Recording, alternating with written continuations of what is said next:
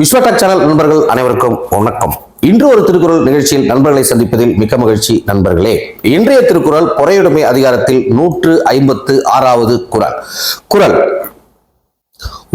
ஒருத்தார்க்கு ஒரு நாளை இன்பம், பொறுத்தார்க்கு பொன்றும் துணையும் புகழ் அப்படின்னு வள்ளுவர் கூறுகின்றார். நண்பர்களே, குறள் இன்னொரு முறை நண்பர்களே, ஒருத்தார்க்கு ஒரு நாள் இன்பம், பொறுத்தார்க்கு பொன்றும் துணையும் புகழ் அப்படின்னு வள்ளுவர் கூறுகின்றார். நண்பர்களே, இதனுடைய அர்த்தம் என்னவென்றால்,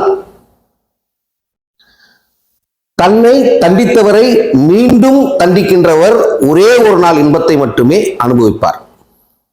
தனக்கு தீங்கு செய்திருந்தாலும் அவருக்கு தீங்கு செய்தவருக்கு எந்த விதமான தீங்கும் செய்யாதவருக்கு இந்த உலகம் உயிரோடு இருக்கும் வரை புகழ் என்பது துணையாக அவர் கூடவே இருக்கும். புகழ் என்றும் அவருக்கு கூடவே இருக்கும், துணையாக உலகம் அழியும் வரை அப்படின்னு வள்ளுவர் கூறுகின்றார். நண்பர்களே, குறள் ஒரு வழியாக காண்போம். ஒருத்தார்க்கு அப்படின்னா என்ன? தனக்கு தண்டனை தந்தா திரும்ப அவருக்கு டபுள் மடங்கு தண்டனை தருபவர், தண்டிப்பவரை மீண்டும் தண்டிப்பவர், அவர் தான் ஒருத்தார். அந்த ஒருத்தார்க்கு ஒரு நாளை இன்பம், எப்படி ஒரே ஒரு நாள் மட்டும் இன்பம். அப்பா அவருக்கு தண்டனை கொடுத்துட்டா எனக்கு ஓகே, அந்த ஒரு நாள் இன்பம் இருக்கும். ஆனால் பொறுத்தார்க்கு அப்படி அது பொறுக்கிறா இருப்பார், பொறுமையோடு இருக்கா இருப்பார், அவருக்கு பொன்றும் துணையும் புகழ்.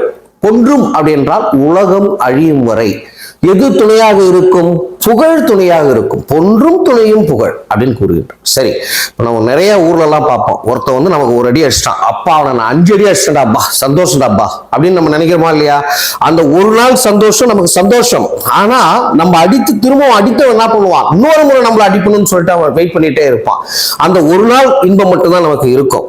அப்பா அவன் என்ன 4 அடி அடிச்சான், அவனை 10 அடி அடிச்சிட்டான்டா, அவனை இல்ல அவனை என்ன அடிச்சான்டா 2 வருஷத்துக்கு முன்னால டைம் பார்த்துனே இருந்தேன், இப்பதான் எனக்கு டைம் கிடைச்சது, அப்பா அவனை அடிச்சிட்டான்டாப்பா அப்படின்னு நம்ம நினைக்கிறோம். பாத்தீங்களா, திரும்பவும் நம்ம என்ன பண்றோம்? பிரச்சனைகளை வளர்த்து கொண்டே செல்கிறோம் என்று அர்த்தம். ஆனால் நம்ம ஒருவன் தீங்கு செய்தார், அவனுக்கு நீங்க செய்யவே இல்லை, விட்டுருங்க.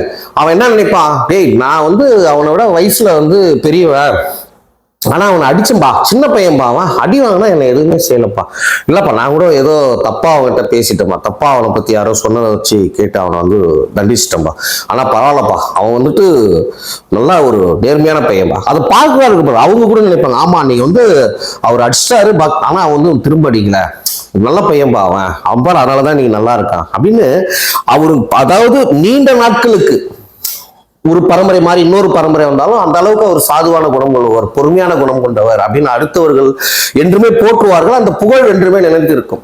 அதனாலதான் பொறுமையோடு இருப்பவர்களுக்கு உலகம் அழியும் வரை புகழ் இருக்கும், வேறு ஒருவரை தண்டிப்பதற்கு ஒரே ஒரு நாள் இன்பம் மட்டும்தான் நமக்கு இருக்கும் என்று கூறி நாளை மீண்டும் மற்றும் ஒரு திருக்குறள் நிகழ்ச்சியில் உங்களை சந்திக்கிறேன். நன்றி, வணக்கம் நண்பர்களே.